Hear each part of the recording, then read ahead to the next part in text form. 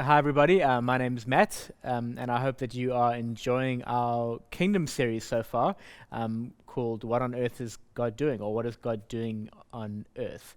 For us, the theology of the kingdom, understanding that Jesus is King and that the Messiah King has come to usher in a new kingdom, a new way of doing things, is maybe the most helpful way to understand why earth is the way it is, why our Christian faith and miracles and salvations and beautiful stuff seems to intertwine and live amongst a whole lot of brokenness and evil and flooding and corona and chaos and wars and all that sort of stuff. We need to understand who the king is and who's on the throne, because that either fills us with hope or dread, depending on if he's a good king. So we need to know what Jesus the king is like, and we need to know what the rules of the kingdom are if we're going to thrive and operate properly.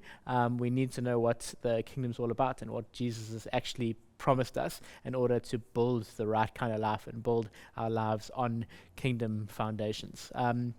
You'll notice that we've been saying each week that we don't just want to know what the king said, but we actually want to live and do the things that the king has asked us to do.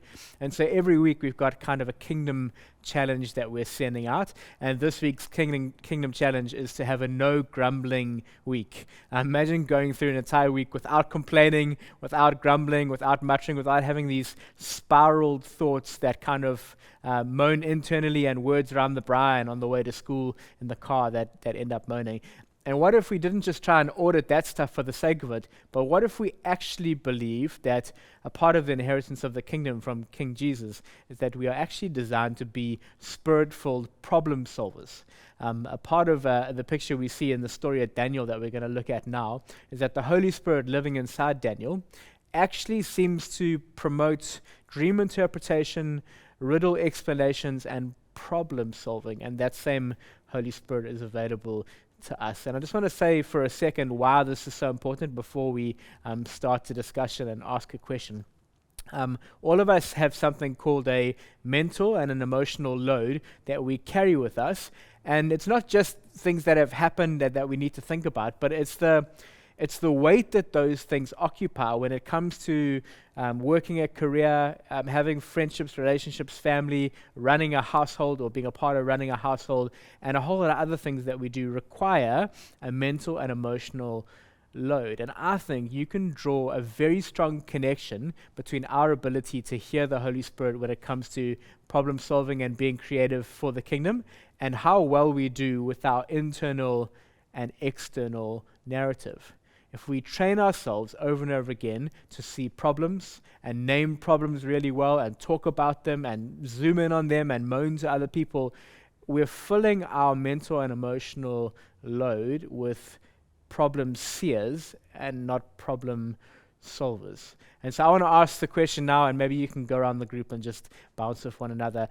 How do you do on this stuff? How do I do on this stuff? Are we at the moment finding it really easy to hear the Holy Spirit, be creative problem solvers? What are the things that are occupying our mental and emotional load? Maybe we can just have an honest little moment here and kind of orient ourselves. I'm doing really well, or I'm really struggling, or I don't talk about it that much, but my internal world feels like this, or yes, I've just defaulted to being a bit of a complainer at the moment and I don't know how to change it. Let's have an honest conversation with people around us, and then we'll dive into what the solution is in the second half.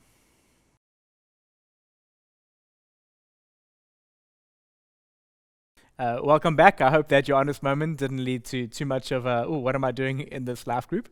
I'm teasing. We all get to share honestly about the stuff, and it's fantastic. Let's look at the story of Daniel now, and we learn so much about our lives by looking at the life of Daniel and his friends. So, similar to us, he finds himself living with the Spirit of God, with the call and promise of God, and seeing kingdom break out wherever he goes. But he's distinctly in like an evil society where there's so much brokenness and chaos. But his ability to pray and to think and to speak and live out faith is what sets him apart. And so we're going to read, first of all, a prayer that he prays, and then secondly, because of the way he lives his life, the testimony and the story that the people in the kingdom are telling about him as Daniel the problem solver. So Daniel chapter 2 and verse 20. Daniel praised the God of heaven and said this: "Praise be to your name, O God, forever and ever. Wisdom and power are his. He changes times and seasons. He sets up kings and kingdoms, and he deposes of them. He gives wisdom to the wise and knowledge to the discerning. He reveals deep and hidden things. He knows what lies in darkness, and he knows the light that dwells with him. I thank and praise you, O God of my fathers. You have given me wisdom and power. You've made known to me what we asked of you. You've made known to me and to us the dream of the king. Beautiful prayer that we can actually pray throughout the rest of this week as we find ourselves moaning and grumbling about the evilness of the kingdom around us, about politicians and the economy and people at work or at home. What if when we find ourselves grumbling, we, instead of going a little bit grumbly, we went a little bit humbly back to the foot of Jesus and started to pray these kind of prayers of inviting wisdom and problem solving and honoring who God is. If we could replace our thinking and speaking negatively this week with this kind of prayer, then I think what we'd see is this kind of testimony. To tell you the story quickly, the queen's sitting there with her son. They're trying to solve a problem and interpret this dream that's going on that will, problem solve something in their kingdom. And she thinks back to her husband and the fact that there was this faithful man called Daniel back in her husband's day. And she says to her son, who's trying to solve a problem, this: "O king, live forever. Don't be alarmed. Don't look so pale. There is a man in your kingdom who has the Spirit of God inside of him. In the time of your father, he was found to have great insight and intelligence and wisdom like that of the gods. Your father, the king, and I appointed him chief over all the magicians, enchanters, astrologers, and diviners. This man named Daniel, whom the king called Belteshazzar, was found to have a keen mind and knowledge and understanding, and also the ability to interpret dreams, explain riddles, and solve difficult problems.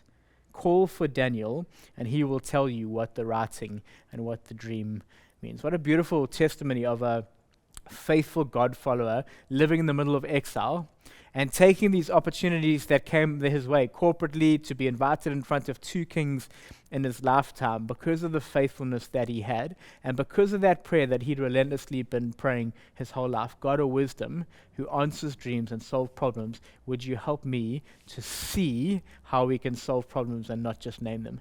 May that be our kind of fate and our reputation in the community. Won't you chat for a little bit now about what you learned about Daniel and that prayer and his ability to solve problems? Enjoy the rest of your night.